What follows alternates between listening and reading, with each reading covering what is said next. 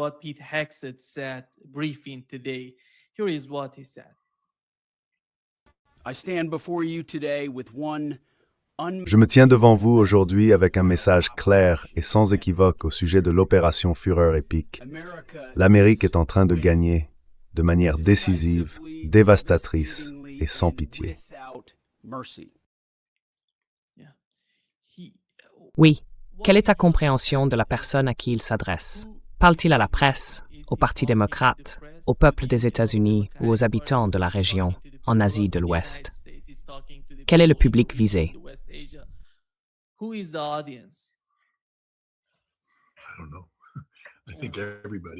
Je ne sais pas. Je pense que tout le monde. Enfin, c'est un homme qui, vous savez, Theodore Roosevelt disait, parle doucement et porte un gros bâton. Pete Hegseth, lui, est un homme qui crie très fort pour bien faire comprendre à tout le monde que nous avons un gros bâton. Mais, vous savez, si on doit sans cesse rappeler à tout le monde à quel point nous sommes grands, puissants et importants, c'est peut-être que nous ne le sommes pas autant qu'on le croit. Donc je pense qu'il y a ici beaucoup de fanfaronnade pour masquer le fait que nous avons des problèmes en Iran. Et il fait de son mieux pour détourner l'attention des gens afin qu'ils n'examinent pas de trop près le fait que l'Iran détient l'initiative stratégique. C'est les États-Unis qui réévaluent leurs plans toutes les 24 heures, pas l'Iran. Et c'est Pete Hegseth qui doit se présenter devant le public et jouer le rôle de meneur de claque.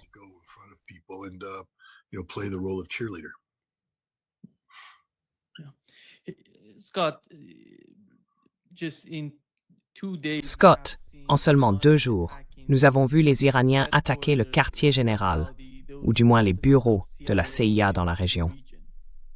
Comment voyez-vous cette stratégie de la part des Iraniens? Parce qu'ils ont commencé par, enfin, ce n'est pas seulement cela. Il y a aussi eu la frappe de drones iranienne contre un entrepôt de munitions américain en Irak. Comment percevez-vous la manière dont l'Iran agit ici? Ils ne s'en prennent pas seulement à Israël.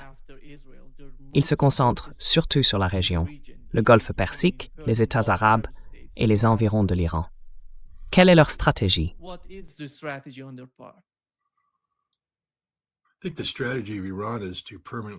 Je pense que la stratégie de l'Iran consiste à expulser définitivement les États-Unis du Moyen-Orient. Ils attaquent des installations militaires, des sites diplomatiques, des centres de renseignement et les pays qui les accueillent.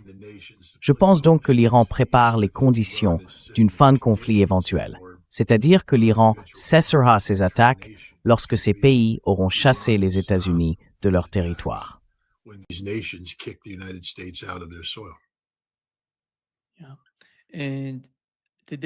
Oui. Aujourd'hui, j'ai parlé avec Laith Marouf, qui est à Beyrouth. Il a dit que le Hezbollah attaque Israël et qu'ils ont l'impression qu'il n'y a pas de système de défense aérienne, que tout ce qu'ils envoient entre en Israël sans aucun problème. Quelle est votre compréhension de la situation et comment voyez-vous les intercepteurs en Israël en ce moment?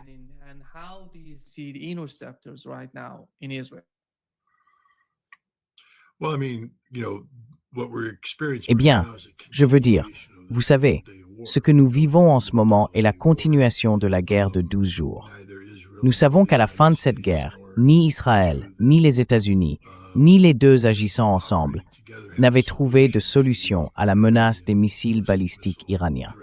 Et cela se manifeste aujourd'hui, alors que les Iraniens lancent des attaques qui pénètrent les défenses et infligent de graves dommages à Israël. Nous voyons maintenant le Hezbollah s'engager dans ce conflit. Je ne connais pas les détails de l'armement utilisé par le Hezbollah, ni leur degré de sophistication.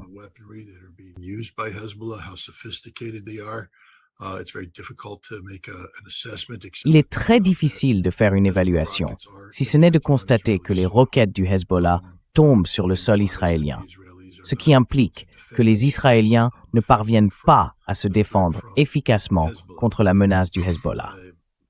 Très bien. J'ai hâte de voir ce qui se passera lorsque les Ansar Allah entreront en scène et commenceront à tirer leurs missiles et leurs drones. Je pense que nous assistons à un conflit où des hypothèses ont été faites sur l'efficacité de la défense aérienne et elles se sont révélées fausses. cela va nécessiter un réajustement constant des opérations de la part d'Israël, des États-Unis et de leurs alliés arabes du Golfe.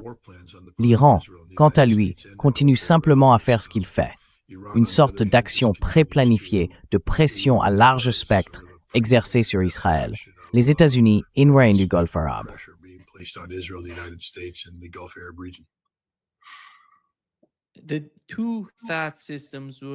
D'après ce que disent les Iraniens, les deux systèmes THAAD ont été détruits et les États-Unis font venir un système de défense depuis la Corée du Sud. S'agit-il de nouveaux systèmes ou doivent-ils être reconfigurés? Car il ne s'agit pas seulement du système de défense aérienne. Il faut aussi disposer des intercepteurs. Comment percevez-vous cette idée de transférer tout ce qu'ils ont en Corée du Sud et dans d'autres pays vers la région pour défendre Israël, alors que tout le monde dans la région sait que la priorité des États-Unis est de défendre Israël, et non les États arabes qui subissent la pression et sont frappés par les missiles iraniens?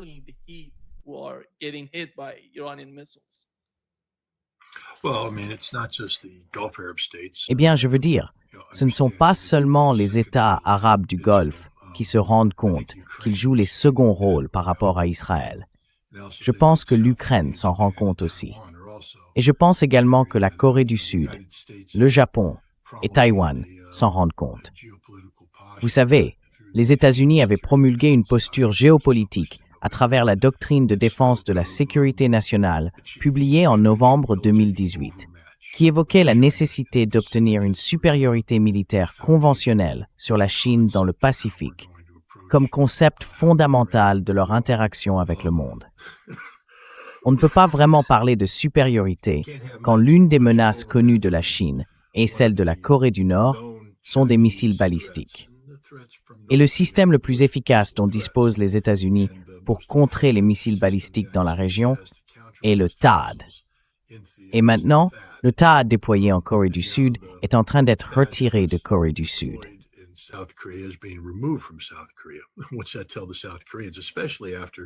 Une fois que j'aurai parlé aux Sud-Coréens, surtout après que les États-Unis ont passé tant de temps à élaborer cette nouvelle alliance tripartite entre la Corée du Sud, le Japon et les États-Unis, qui inclut des éléments liés à la guerre nucléaire, comme la planification conjointe d'une guerre nucléaire, eh bien, le Japon et la Corée du Sud ont franchi cette étape dangereuse vers une confrontation nucléaire avec la Corée du Nord, en partant du principe que les États-Unis seraient là pour les soutenir.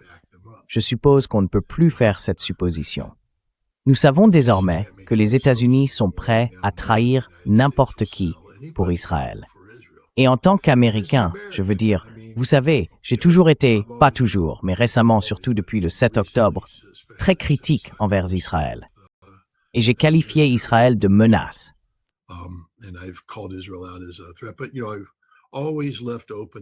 Mais, vous savez, j'ai toujours laissé ouverte la possibilité que ce soit peut-être simplement Netanyahou, que si l'on changeait le gouvernement en Israël, on pourrait peut-être en changer la trajectoire. Mais je tends de plus en plus à conclure que ce n'est pas seulement Netanyahou, c'est Israël dans sa totalité. La menace la plus dangereuse pour la paix et la sécurité dans le monde aujourd'hui collectivement, c'est l'État d'Israël. J'espère que les États arabes du Golfe en viendront à cette reconnaissance, qu'ils ont été trompés par les États-Unis, que tout cet accord d'Abraham n'a jamais eu pour but une relation économique mutuellement bénéfique, mais la subordination absolue et complète des États arabes du Golfe à Israël. Et les États-Unis ne sont pas là pour assurer la sécurité des États arabes du Golfe. Les États-Unis sont là pour assurer la sécurité d'Israël face aux États arabes du Golfe.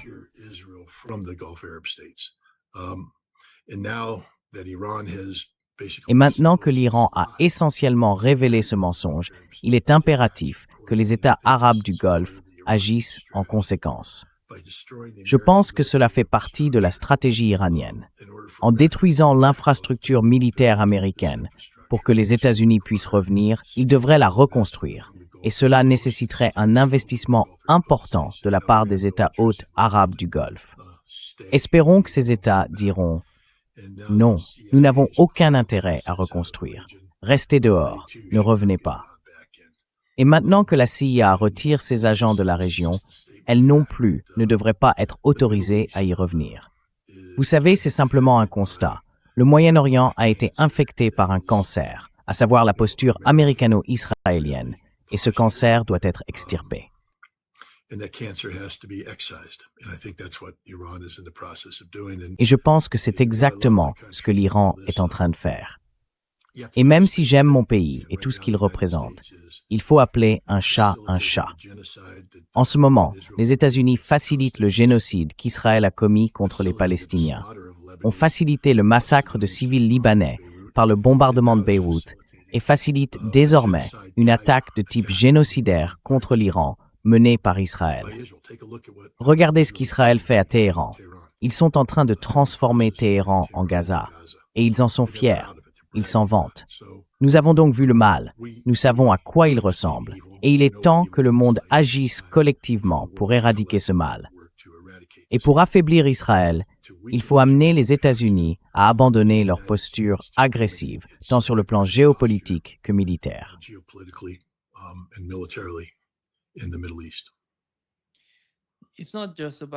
Il ne s'agit pas seulement des démocrates. Des républicains prennent la parole, discutent et essaient de plaider contre Donald Trump et ce qu'il fait. Voici ce que Marjorie Taylor Greene a déclaré dans l'émission de Megyn Kelly.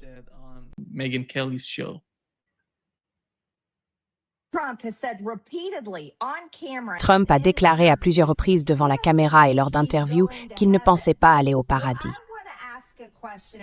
Eh bien, je veux poser une question sérieuse. Qu'a-t-il en tête? Quel est son état d'esprit? S'il ne pense pas aller au paradis et qu'il est un homme dans le dernier quart de sa vie vers la fin de son existence, comment cela se répercute-t-il sur le reste d'entre nous lorsque nous avons un président des États-Unis convaincu qu'il n'ira pas au paradis? Qu'est-ce que cela signifie pour sa prise de décision? Il a déjà dit aujourd'hui au New York Post qu'il se moquait des sondages, qu'il se moquait de ce que pensent les Américains et qu'il pourrait envoyer des troupes sur le terrain.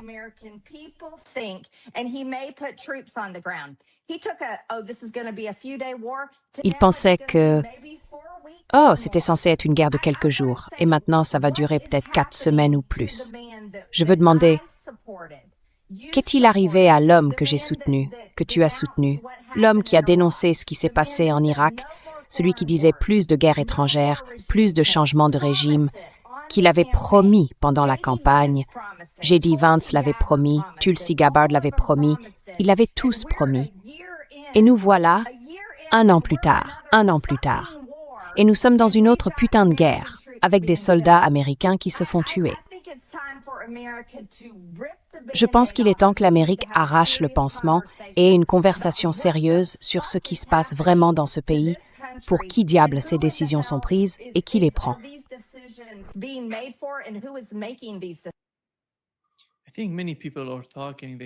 Je pense que beaucoup de gens parlent ainsi, et ils sont en colère contre Donald Trump. Je sais que vous faisiez partie de la même campagne. Vous croyez que Donald Trump pouvait apporter une certaine forme de changement à la politique étrangère des États-Unis. Alors, quelle est votre réponse à la question que posait Marjorie Taylor Greene?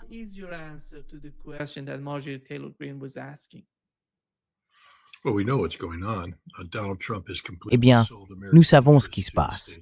Donald Trump a complètement vendu les intérêts américains à l'État d'Israël, à 100%. C'est Benjamin Netanyahou qui tire les ficelles. Le type de levier qu'il peut ou non avoir sur Donald Trump est sans importance à ce stade. Nous devons simplement faire face aux conséquences. Mais cela ne devrait surprendre personne. Même pendant la campagne, nous avons vu à quel point Donald Trump s'est soumis servilement au camp pro-israélien.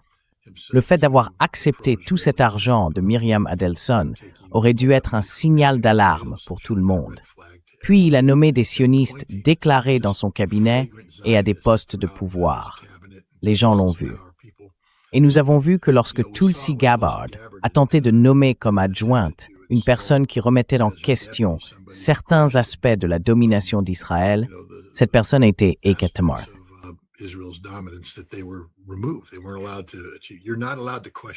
Il n'avait pas le droit de le faire. On n'a pas le droit de remettre en question Israël. On n'a même pas le droit de suggérer qu'il y a un problème avec Israël. Il faut être complètement subordonné à Israël. Et c'est bien là le problème.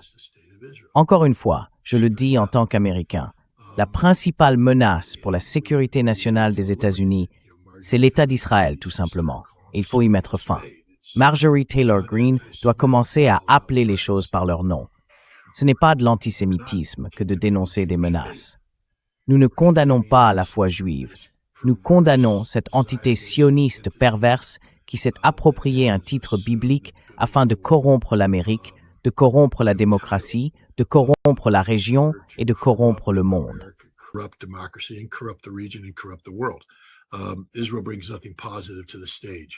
Israël n'apporte rien de positif sur la scène internationale. Israël est un parasite pour la communauté mondiale. Il existe pour aspirer la vitalité du monde uniquement à son propre profit. Et tant que nous ne le reconnaissons pas, si nous continuons à prétendre qu'Israël a une légitimité dans le monde d'aujourd'hui, nous permettons simplement à cette situation de perdurer. Car au moment où l'on légitime l'État d'Israël, on légitime son gouvernement. On légitime ses programmes. Si Israël est légitime, alors le gouvernement l'est aussi. Et par conséquent, il y a une limite à l'indignation, à la colère et à l'anxiété que nous pouvons éprouver face au recrutement de Jonathan Pollard, un analyste de la marine américaine qui a trahi son pays de la pire manière possible.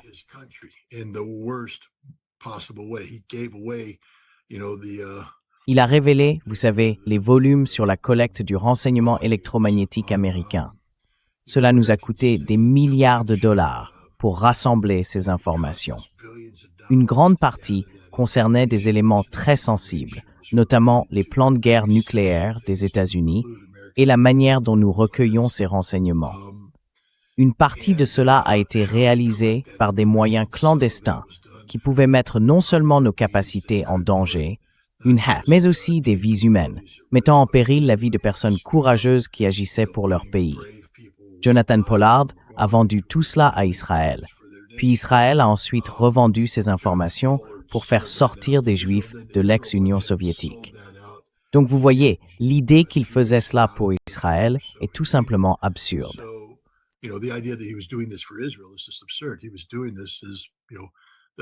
Il faisait cela dans le cadre d'un mouvement mondial. Tu sais, une entreprise sioniste qui est néfaste non seulement pour la sécurité américaine, mais aussi pour la paix et la sécurité mondiale. Il faut le dénoncer.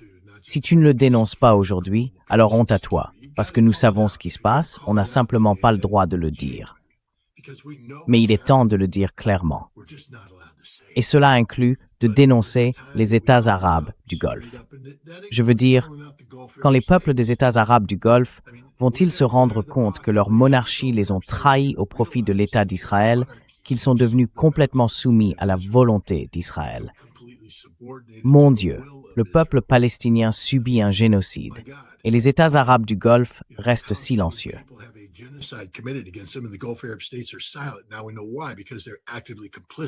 Nous savons maintenant pourquoi, parce qu'ils sont activement complices du gouvernement israélien dans la mise en œuvre de ce génocide. Et maintenant, ils transfèrent ce comportement génocidaire à d'autres populations arabes au Liban et désormais à la population iranienne. Nous devons le dénoncer. Et s'ils ne peuvent pas le faire, alors ils doivent être écartés. Oui, j'encourage activement les populations des monarchies arabes du Golfe à se soulever et à renverser leur régime corrompu, car ces derniers ne vous servent pas. Ils vous ont abandonnés, tout comme les États-Unis les ont abandonnés.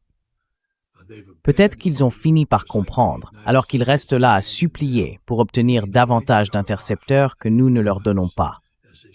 Parce que nous réservons ces intercepteurs soit à nos forces protégeant Israël, soit directement à Israël.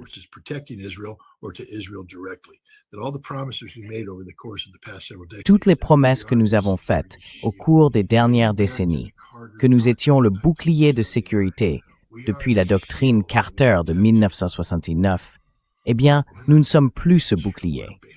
Nous avions dit que nous vous protégerions, mais nous ne le ferons pas. Nous vous abandonnons. Et une fois que tout sera dit et fait, nous voudrons que vous gardiez vos portes ouvertes pour que nous puissions revenir et réaffirmer notre présence. Cela ne peut pas être autorisé. Mais vous savez, espérons que le peuple se soulèvera. Nous voyons déjà à Bahreïn des signes de changement de régime, alors que la majorité chiite commence non seulement à affronter la famille Khalifa corrompue, mais aussi à se confronter violemment aux forces de sécurité du CCG, dirigées par l'Arabie saoudite, venues maintenir Khalifa au pouvoir.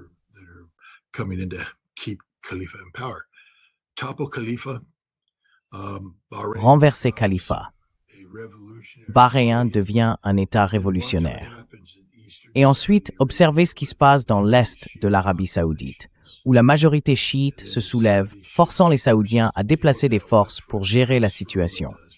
Surveillez ce que fait Ansar Allah, car vous savez, Ansar Allah met les Saoudiens en difficulté depuis plusieurs années déjà, et ils font de même avec les Émirats arabes unis depuis des années aussi.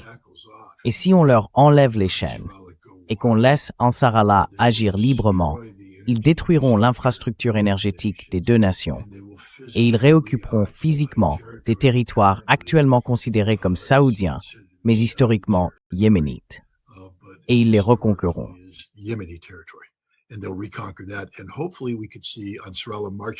Et j'espère que nous pourrons voir Ansar Allah défiler dans les rues de Riyad pour renverser la famille Al Saoud et les traîner derrière eux. De la même manière que la famille hachémite a été traînée dans les rues de Bagdad lorsque les baasistes se sont soulevés et les ont chassés du pouvoir. Nous avons besoin de ce genre de purification au Moyen-Orient. Ces monarchies corrompues gouvernent depuis trop longtemps. Elles ne sont qu'un résidu de l'ancien colonialisme britannique. Puis, les États-Unis ont pris le relais, assurant leur continuation néocoloniale. Elles ont trahi leur peuple.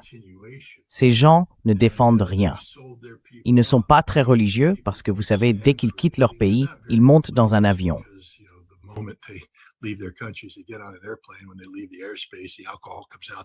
Quand ils quittent l'espace aérien, l'alcool ressort. Les femmes s'habillent selon les standards occidentaux. Ils vont à Paris, ils vont à Londres, et ils se comportent de manière ostentatoire, ce qui est très bien si l'on est quelqu'un de l'Occident ayant adopté ce mode de vie. Mais si l'on prétend être une personne pieuse, craignant Dieu, et que l'on fait de cela le pilier de son image publique chez soi, pour ensuite agir différemment dès qu'on prend l'avion, on n'est qu'un hypocrite. Et c'est cela la réalité des États arabes du Golfe. C'est 100% d'hypocrisie, 100% du temps. Et cette hypocrisie est revenue les hanter.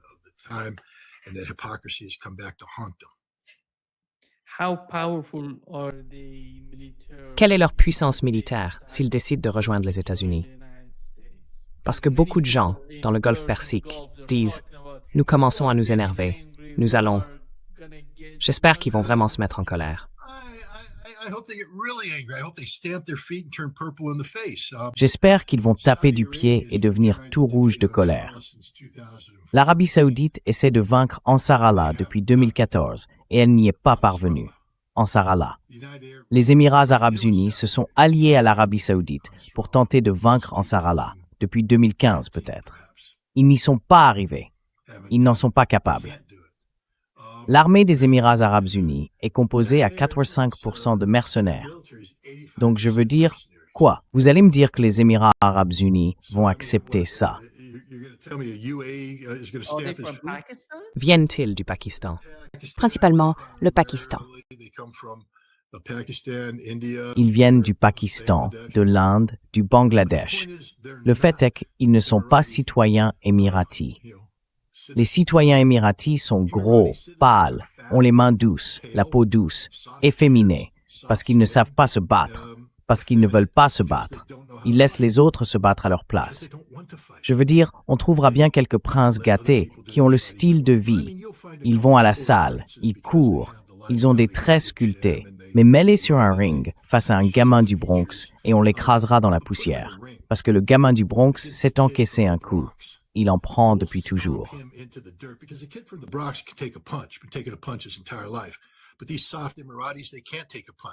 Mais ces Émiratis fragiles ne supportent pas les coups, car chaque fois que quelqu'un les menace, ils claquent des doigts, et leur garde du corps pakistanais accourt pour passer les gens à tabac.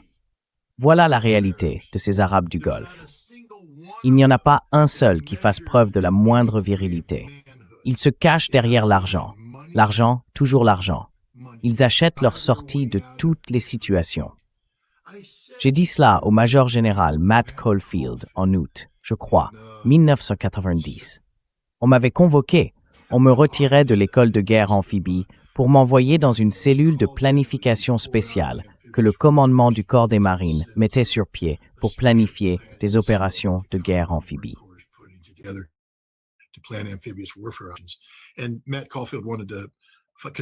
Et Matt Caulfield voulait le faire, parce que j'étais un capitaine qui entrait dans une compagnie de colonels.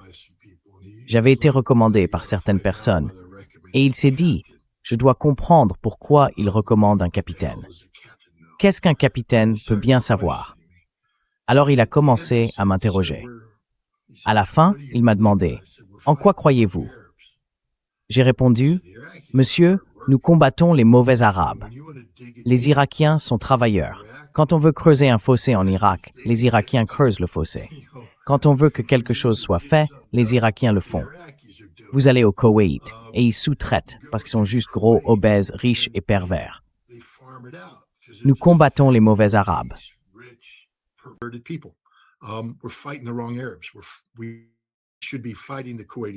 Nous devrions nous battre contre les Koweïtiens. Nous nous battons contre les Saoudiens. Et il m'a dit, « Pourquoi est-ce que je voudrais de toi sur ce projet ?» J'ai répondu, « Eh bien, tu m'as posé une question, je t'ai donné la réponse. Mais si tu m'ordonnes de planifier une opération militaire, je planifierai cette opération militaire. C'est mon travail, c'est mon devoir. Mais mon devoir n'est pas de te passer la pommade. Mon devoir est de répondre honnêtement et précisément à la question que tu me poses. Et donc, j'ai élaboré un plan de guerre contre l'Irak, tout en sachant que nous combattions les mauvais Arabes, car les Irakiens sont bien plus valeureux que n'importe quel État arabe du Golfe ne le sera jamais. Les États arabes du Golfe ne savent pas se battre, ne veulent pas se battre, ne se battront pas. Ils sous-traitent la guerre.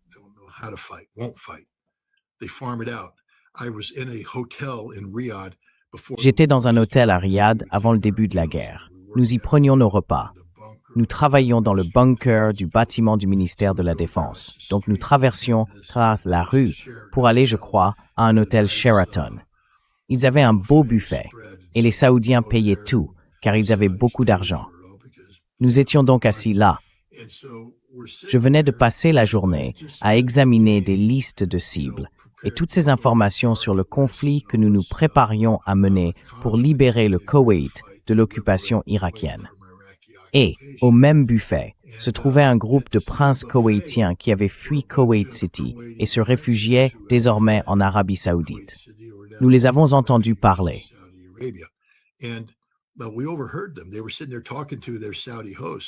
Ils étaient assis là à parler avec leurs hôtes saoudiens. Et ils ont dit, « Vous savez, ces Américains sont nos mercenaires.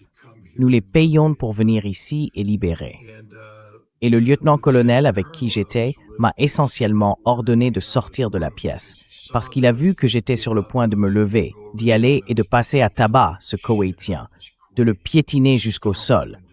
Je ne suis le mercenaire de personne. Je ne reçois d'ordre que de ma chaîne de commandement légitime. C'était profondément insultant. Mais le problème, c'est que c'est leur état d'esprit, et c'est ainsi qu'ils voient tout. Ils ne considèrent personne comme leur égal. Ils ne voient personne comme un partenaire. Pour eux, vous êtes un serviteur payé.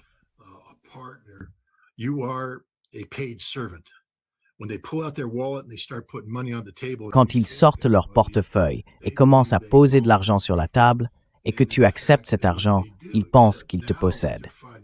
Et en réalité, c'est le cas. Sauf que maintenant, ils découvrent qu'ils se sont fait berner depuis le début. Nous les avons laissés s'asseoir là, nous offrir des déjeuners gratuits, des chambres d'hôtel gratuites, toutes sortes d'avantages, et ils achètent nos produits.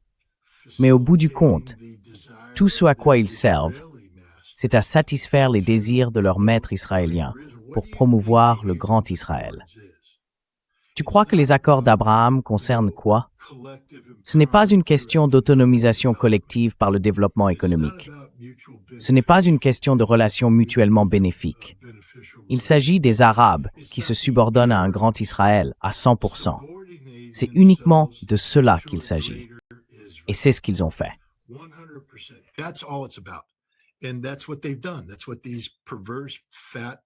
Voilà ce que ces dirigeants pervers, gras, pâles, efféminés, les chefs de ces nations ont fait. Et je vais le dire, j'en ai simplement assez. Nous devons commencer à le dénoncer. On ne peut pas résoudre un problème sans d'abord le définir. Donc si nous continuons à prétendre que l'Arabie saoudite est une puissance militaire alors qu'elle ne l'est pas, Ansar Allah peut vaincre l'Arabie saoudite. Et je prie pour qu'il le fasse. Si Ansar Allah m'écoute, marchez sur Riyad. Faites-le. Faites-le.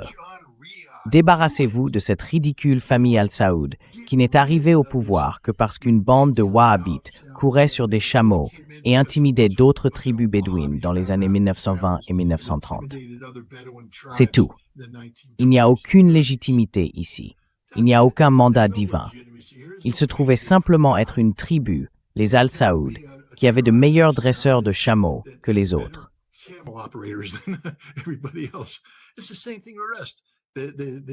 C'est la même chose pour nous. Les Émirats, les Britanniques les ont installés. Les Britanniques ont tout mis en place. C'est un héritage colonial.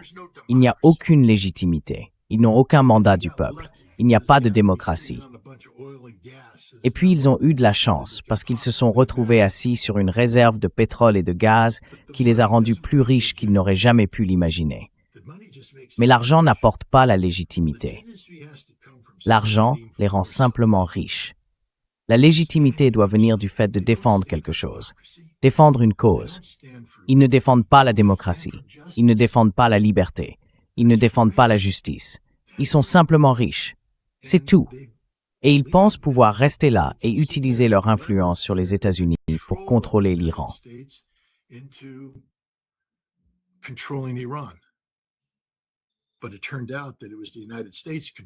Mais il s'est avéré que c'était les États-Unis qui les contrôlaient, les utilisant au nom d'Israël. Et cette vérité est désormais révélée. Cette vérité a été exposée en pleine lumière par l'Iran.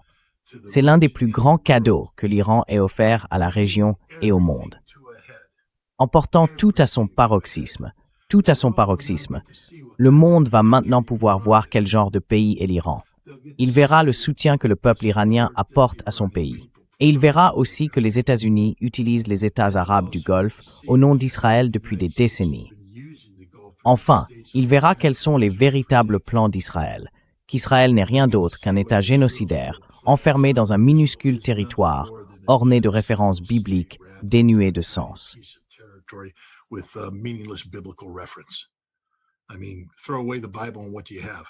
Je veux dire, jette la Bible, et que te reste-t-il? Rien. La Bible est ce que ces sionistes utilisent abusivement pour prétendre qu'ils ont une légitimité, qu'ils sont le peuple choisi de Dieu, que d'une certaine manière l'Israël d'aujourd'hui fait partie d'un héritage vieux de 3000 ans. C'est ce que bien sûr les sionistes chrétiens croient, Mike Huckabee, Ted Cruz et d'autres. Et nous mettons en lumière la perversion de leurs pensées, l'illégitimité de leur raisonnement.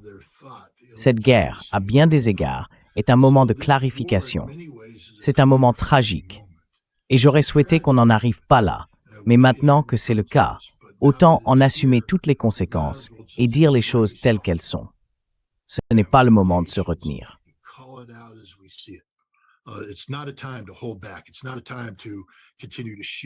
Ce n'est pas le moment de continuer à dissimuler la vérité. Il est temps d'être brutalement honnête sur tout. Si vous êtes là dehors et que vous voulez être pro-Israël, dites-le, reconnaissez-le. Soyez honnête à ce sujet. Soyez honnête. Parce que les gens en ont assez des mensonges. Ils en ont assez des mensonges. Il est temps que nous ayons la vérité.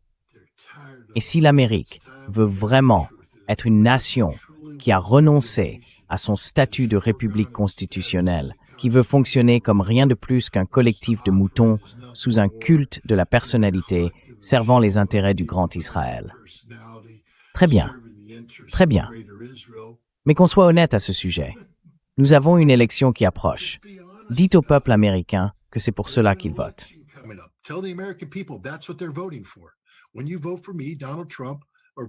Quand vous votez pour moi, Donald Trump, ou pour mon parti, ce pourquoi vous votez, c'est le Grand Israël. Nous ne le cachons pas. C'est là. Nous votons pour le Grand Israël et nous ne votons pas pour la Constitution. Vous votez pour me donner le pouvoir, un culte de la personnalité. Je continuerai à rebaptiser des bâtiments à mon nom. Je continuerai à déployer des banderoles avec mon visage. Je continuerai à faire en sorte que tout tourne autour de moi, Donald Trump. Si vous ne voyez pas, en tant qu'Américain, ce qui se passe, quel autre président en exercice a agi avec un tel degré d'hubris et d'arrogance narcissique? Aucun. Aucun. L'Amérique est infectée par une maladie, un mal qui détruit ce que nous sommes.